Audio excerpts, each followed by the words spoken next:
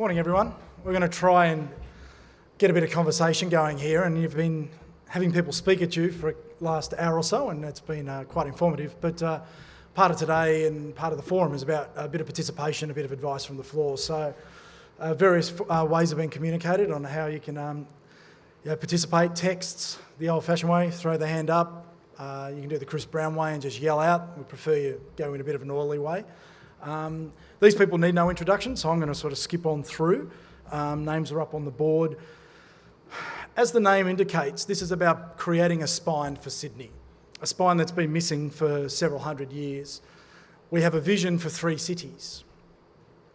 Greg, to start with, is our spine going far enough to actually be a spine for a city with 3 cities? Well, if you've got 3 cities, they all need to be connected by the spine, you would have thought. So the Metro West project will no doubt join 2 of those 3. I think it needs to have planning in place and communicated early to make sure that the 3rd city is also connected.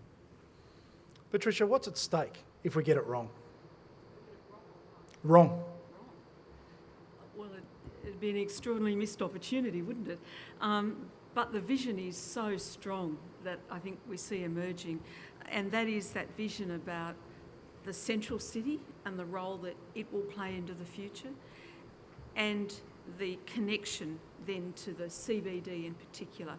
So getting it wrong would be about misunderstanding the objectives of the metro, the number of stations we choose in the end, the time it takes to connect them, and we can talk about that a bit more. But for us, getting it wrong would be not getting the objectives right and the vision right up front, and then missing some of those opportunities. So certainly not just stopping it at Parramatta, and at the very least, and in the first step, you must put Westmead into the thinking. Ivan, are we risking this line simply sucking the talent out of the West and reinforcing everything that's in the city, or are we really going to have an opportunity to build the West out? Point of view, we're really confirming the 3 cities model of this metropolis, so reinforcing the role of Parramatta here. There's going to be growth in Parramatta, 400,000 new people moving into the Sydney to Parramatta area, 300,000 new jobs. So reinforcing the role of Parramatta is really where we see the role of this project, and it's not just about sucking everyone to the east. It's about reinforcing Parramatta as that central city. Greg? Yeah, I just wanted to say that just last night we had council approve a change of use on the Aspire residential tower on Parramatta Square to a commercial use, and so Parramatta Square, which is right there at the Parramatta station, of course, will produce something like 250,000 square metres of commercial space right on Parramatta Square. It needs to be serviced. That's a lot of people coming and going on a day-to-day basis. Parramatta, is coming, and it needs the transport to affect that change. So I can understand how the public, when they have so many projects going on here, a year from an election or so, can start to get quite sceptical about how an announcement around something like Metro is just a big vote winner. Trying to put forward a vision that's not really going to be delivered, something that's got too many councils involved, too much urban development already in place, and too big a price tag to be able to take it on. Are we being sold a pup?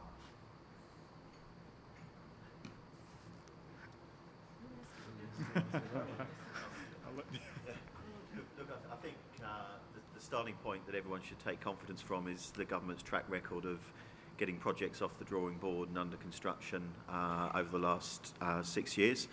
And there are things that are happening in the city today, whether that's Sydney Metro or WestConnex or Light Rail, that 10 years ago would have seemed a dream that all those projects could be delivered, but they are being delivered. And I think that provides an extraordinary foundation of confidence in industry and hopefully among the community and stakeholders that West Metro can be delivered in the way that the other projects are being delivered at the moment. I do think it's important, though, that with the West Metro is seen to, it is such a big decision, it's such a step change in capacity, that what comes out is seen to be the right solution, and is able to get that broad-based support from the stakeholders, whether that's local government level, industry, property development, so that everyone can get behind it and see it into construction. If there was in your question a sense that it's about something into the future, we're talking about a timescale that's well into the 2020s and beyond. If there's in the essence of your question was one about time, I think the mistake that is, or what has gone wrong for us in the past, is that we haven't had a clear and long-term vision, and that's why we haven't always got the land use and the transport right. And the idea now with the plans, the Greater Sydney Commission and the transport being aligned together, and then starting to work out what that means, gives us the best chance, gives us the best outcome. And there are projects that, with hindsight, you probably wouldn't have developed them the way that you have. And we've learned a lot about the last few years in getting that development right. So far from being a pup, I do think there is the message has to be one about the longer term and the planning that has to go with it, and the alignment of the land use and the transport, and that you can't just take one out in isolation. And if you get that message right, then I think you'll start to take the community with you in a stronger way than some projects have done for Sydney in the past. So we've just heard Tim Reardon talk about future transport and the vision and the strategy that comes out of that, Ivan. And we've heard a lot about Metro. It's the flavour of the month, shall we say. Are we thinking about the network holistic enough? If we're truly going to connect Western Sydney, is Metro the right solution? Is heavy rail got a better role to play? Is Metro best suited to lower, higher density trips around the city? Have we really taken stock of those competing rail, light, heavy, road type projects to get the right balance to get a network working as opposed to just some project? Sure. Look, in terms of Metro West, it's there to complement the. We heard the minister talking about the T1 will be at saturation point in the 2030s, and so Metro West is not going to just replace the T1. It'll reinforce. It'll provide a different service. The T1 will then be able to focus on Penrith and Blacktown and some of those outer areas. And Metro West will be able to focus more on the two cities, getting the two cities closer together. It'll also be about integrating with where the light rail is going. So Metro, everywhere we go in Metro in terms of the northwest and city and southwest at the moment, which are both under construction, it's about how we integrate into those communities, into existing modes of transport, and how we reinforce those modes, and not being a separate service that's run separately and doesn't integrate with those products. Chris, you're a money man. You come from an organisation that's known for making a return on its investment. How's this thing going to stack up? Who's going to pay for it? Do we need to put taxes in place, levies? Look, I think everyone realises that this is a very ambitious undertaking, and it's going to cost a lot of money. I think if you look around the experience of other major public transport projects of this scale around the world, what that means is I think the majority of the funding is going to need to come from the taxpayer over time. But what that doesn't mean is that there's no role for private finance and value capture, and I think the project will be a lot healthier and more likely to achieve all its objectives if those opportunities that do exist for private finance are taken on board. And I think we all know what some of those areas are. I think there are opportunities for land use change and major development around some of the stations. And I think the opportunity to get that underway in lockstep with the Metro is a huge opportunity for Sydney. And private capital, I think, is the key to unlocking that in the right time frame. I think also in the delivery, I think there's a role for PPPs, as there was on the first Sydney Metro, or Melbourne Metro, and Cross River Rail up in Brisbane, to help address some of those key risks of delivering such a major project. and protecting the taxpayers' investment and making sure that what's delivered meets the expectations that the community has. So, Greg, it strikes me that something that has the role of a spine has benefit for the entire whole. Why should Western Sydney people and users have to pay for this rail line, and why isn't all of Sydney stumping up? Well, that's a Dorothy Dixer question, if ever I've heard one. We've a massive infrastructure task in Western Sydney, but it's important for global Sydney that we undertake that task. If you think about it in historic terms, we've produced a level of infrastructure in Sydney over the last 200 years with an infrastructure backlog, with a set of funding mechanisms and so forth to produce that infrastructure. We effectively have to replicate that infrastructure in the next 30 to 40 years if population projections are right. To think that existing mechanisms by which we've done that, 200-year task, will meet that forward projection is, I think, foolhardy. We need to have a sensible discussion around funding for infrastructure. We need to obviously pay it forward. We need to provide the infrastructure so that the growth can occur, but we need funding mechanisms which can then pay it back over the next 25 to 30 years. We need to have that conversation. Global Sydney needs to pay for that infrastructure. I'm not quite sure why Western Sydney should be a user pays basis when the infrastructure over the last 200 years has been provided by the taxpayer. So we're starting this early enough? It sounds like there's a significant opportunity here. Everyone seems in alignment. The minister's been talking about it. The former secretary has been talking about it. But we seem to be kicking the can down the road to actually get this thing started. If this thing's so important, why aren't we starting it now? I'm happy to ask that question as well. What we need is some certainty around alignment.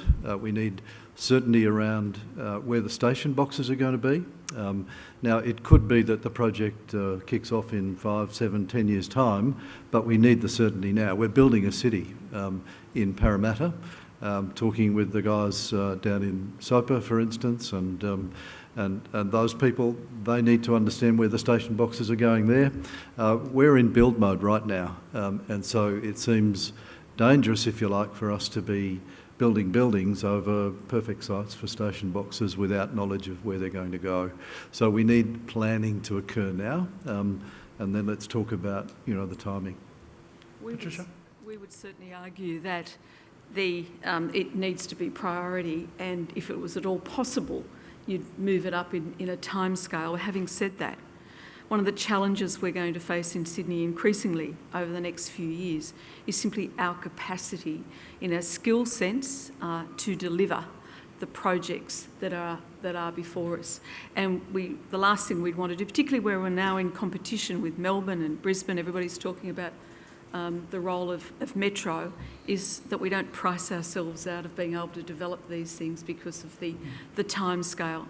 But having said that, we've certainly argued to government that where at all possible, this is such an important project in terms of the city building, in terms of realising that vision of Parramatta as the central city.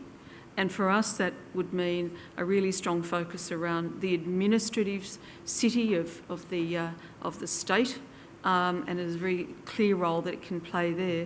So it's not just about a Parramatta, but Parramatta in the way that you see the Sydney CBD in a global sense. You see it as being bigger than just the local area. In fact, that's the whole concept of the three cities, that they each complement each other in the future development of Sydney. And it's not all anymore about the job centre being just the CBD and commuter zones in other places.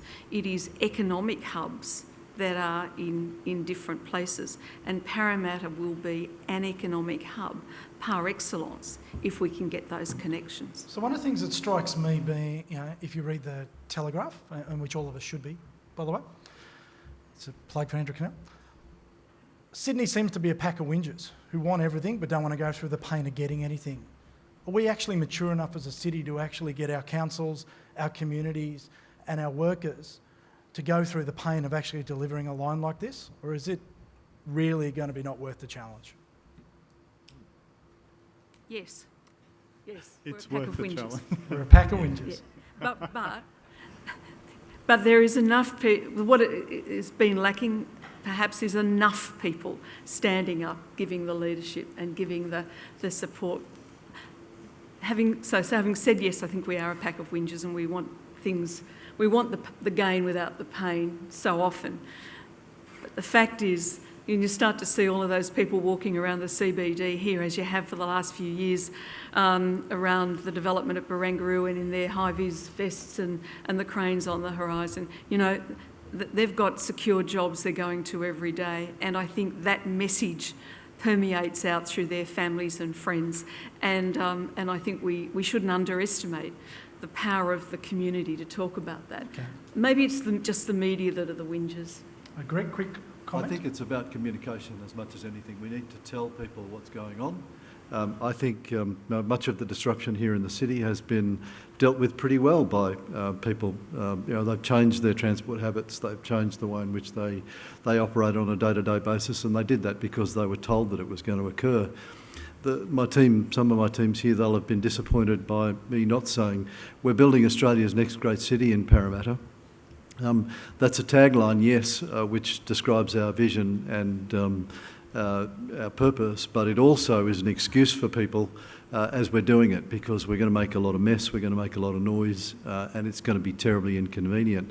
I think people are up for that as long as you communicate with them early and thoroughly. In the vein of channeling our community, I'm going to turn it to the floor and see if there's any questions that you want to sort of throw to the panel. I've got plenty to keep going, but I'm interested in anyone else who wants to throw some curlies out there. Orderly line, please, people. Eric Angelucci, you're on notice. I want a question from you in 2 minutes, mate. Perfect. Geez, quite a few. So we've got a question from someone here today which says that they caught the train from Liverpool this morning and it took over an hour to get to the city from Strathfield. The speed of the train was an average of 10 kilometres an hour, which was faster than my bus this morning, by the way. So I don't see how additional services and trains will assist that. There seems to be a bottleneck there that needs to be fixing. Will the new metro assist you in improving these services?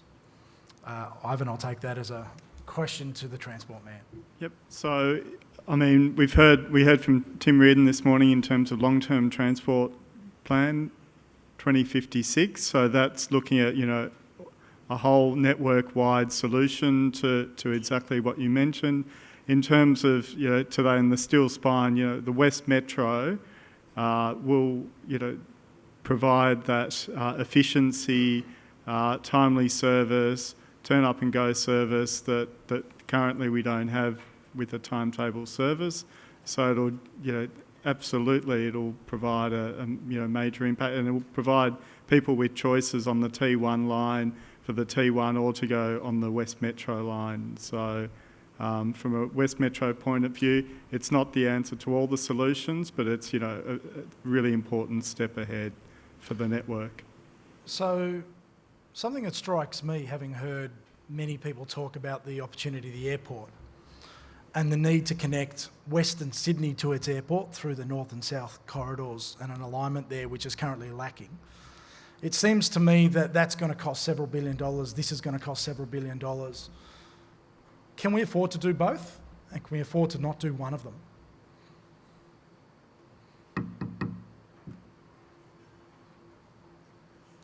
Personally, I think we've got to do both. I mean, that's what the vision is stating, the three-city vision with the eastern city, the central city, and the Erytropolis. We can't afford not to do all three.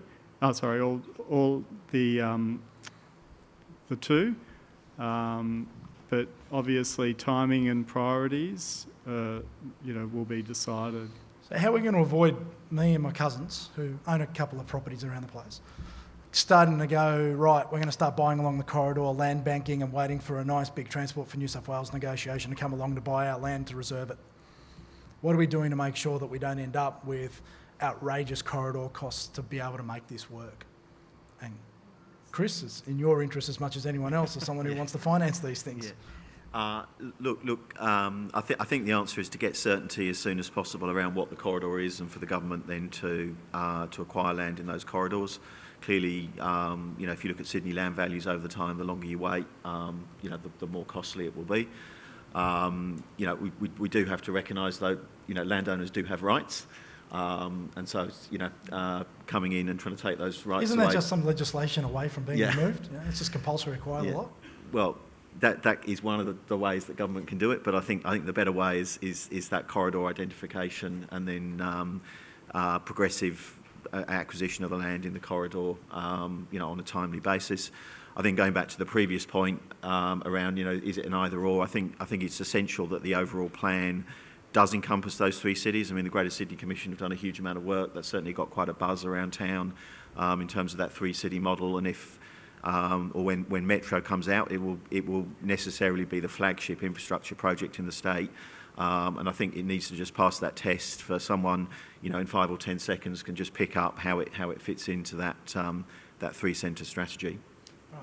This next question, Ivan, you're allowed to abstain. Okay. Greg, you've been through recent changes in political regimes. Patricia, you've been inside the inner sanctum of political decision-making. What risk to Metro being delivered of a change of government in 2019? I'm not sure sitting in opposition's inside the inner sanctum of government, but it was. I know what you mean, Theo. I spent too many years in opposition. I don't think there is a risk on the Sydney Metro West. The discussion that we've had with the government and the opposition, everybody gets the significance of this particular project in the city development of the CBD and Parramatta as joined together in economic development terms.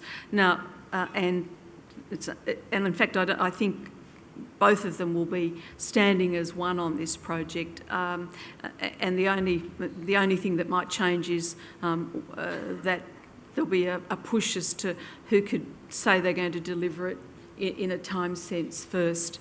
But I would hope that the one thing that has emerged in recent years is that, we talked about it earlier, that sense of certainty that projects announced can be delivered.